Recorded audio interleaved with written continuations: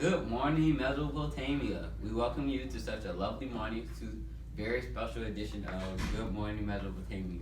That's right, Brendan. Today our main topic is the agricultural revolution, and our special guest is Jonas, one of the first farmers. Well, before we get to this exciting interview, let it be noted that on this day in 10,000 BCE, we are continuing with our mild climate, meaning warm days and enough rain to keep those crops watered.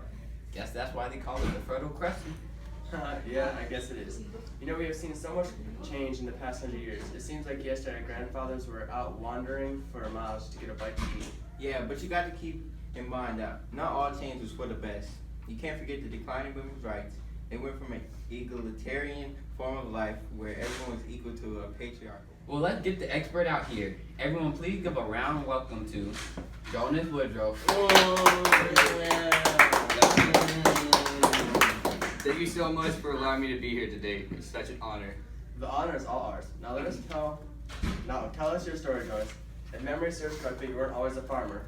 You yourself were a nomadic. Right. I spent my youth with my family walking back and forth from the Euphrates to the Tigris. You see, by the time we got back to our river, all the food we had eaten previously had grown back. Why did you stop? Seems like a simple enough life. Well, we lived on the faith that when we got there, the food would be there. If it wasn't, we would have severely died. Well, how did you get out of that literal loop? Thank you. That means a lot. Well, anyways, during this time, we were forced to stay in one area for quite some time in hope of her recovery. One day, whilst disposing of the day's food, my wife realized that what we had been throwing out seemed to grow back. So we planted more, and they too soon started to grow. We had lived there ever since.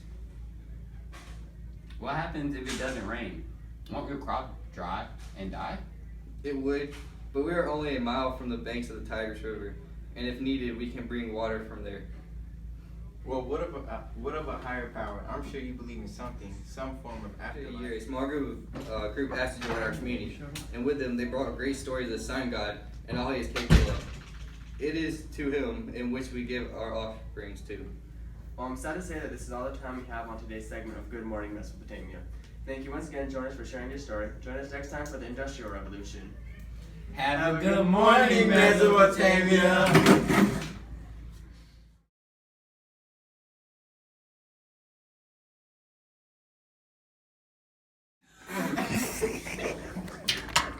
What is wrong? Why was your three so long?